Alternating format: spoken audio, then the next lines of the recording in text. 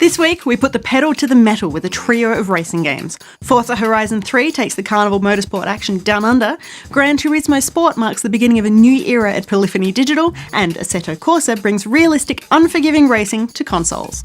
This is Player Attack.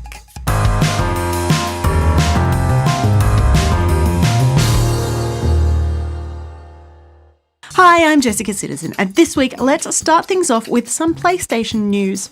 After the not quite official reveal of the PS4 Slim last week, it's now been joined by the not quite official reveal of a new DualShock 4 controller. This time around, it looks like there's been a slight modification to the controller's touchpad, a narrow, transparent bar that allows the light bar to shine through.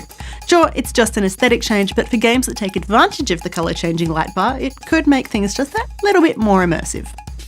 And speaking of subtle tweaks to things, Sony has added two-step verification to PlayStation Network, meaning that your account will require a verification code as well as a password to gain access. The change is entirely optional, but particularly if you have your banking details saved on the network, it's a good idea to opt in.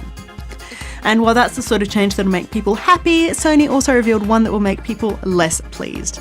Prices for PlayStation Plus will be raised in September. This is the first time that US and Canadian membership prices have been increased since the service launched in 2010 and will see users spending an extra $10 or so per year. Details for other regions are yet to be revealed.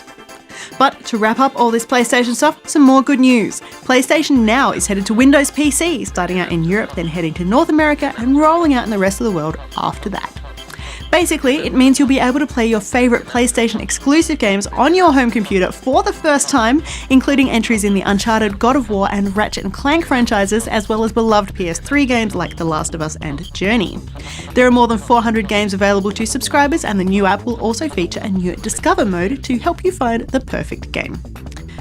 But back to the bad news. It seems to be the time of year for companies to start shutting down game servers. This week sees announcements relating to 3 games: the mighty quest for Epic Loot, Ghost Recon Phantoms, and the Russian-only project Halo Online. Ubisoft has confirmed that the mighty quest for Epic Loot, which launched in February last year, will be closed on October 25. All in-game shops have now closed, and you have just 60 days to spend your remaining bling. Ghost Recon Phantoms has been online for 4 years now and, simply put, wasn't quite as successful as the developers had hoped, so the team is being reallocated to different projects.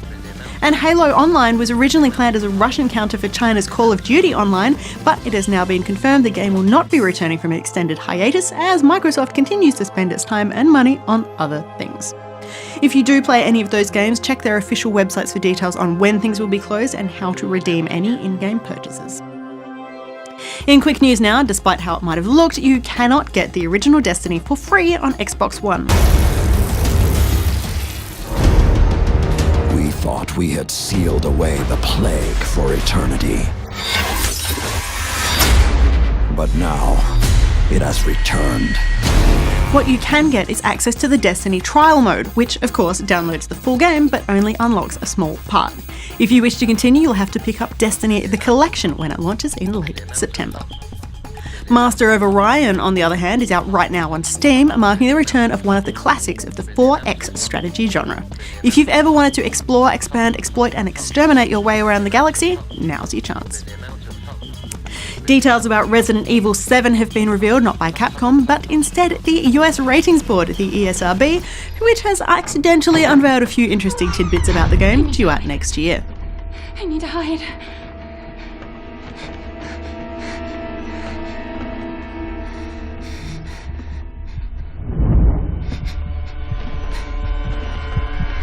Avoiding major spoilers, we can tell you that the game is a first-person horror experience which features instances of gore and intense acts of violence.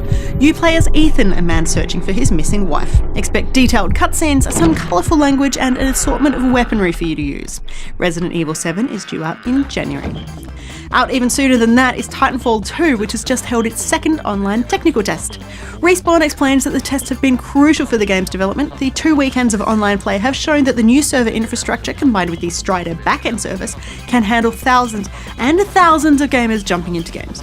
According to the studio, the hardware is capable of making around 24,000 matches every 2 seconds, which allows them to handle way more players than they should need. Rest assured, Respawn has taken careful notes after both weekends, so when Titanfall 2 launches on October 28 for PC, PS4 and Xbox One, things should run nice and smooth. And finally this week, while No Man's Sky continues to dominate the bestseller lists, it seems that some people have simply stopped playing. At launch, more than 200,000 people were playing the game concurrently on Steam, but just 2 weeks later, that number had plummeted to just over 20,000. If social media is to be believed, a significant number of those people buying the game and pushing it up the charts aren't necessarily hanging on to it. Steam and PlayStation were apparently handing out refunds for copies of the game, even if it had been pre-purchased or played for an extended period of time. If you want a refund, you will need to argue about why you are unhappy with No Man's Sky, which might mean giving specifics on crashes or performance issues, or going into detail comparing the published game to the early trailers and presentations. Whichever platform you're on, you're advised to include references to how long you've been a customer, but don't get aggressive.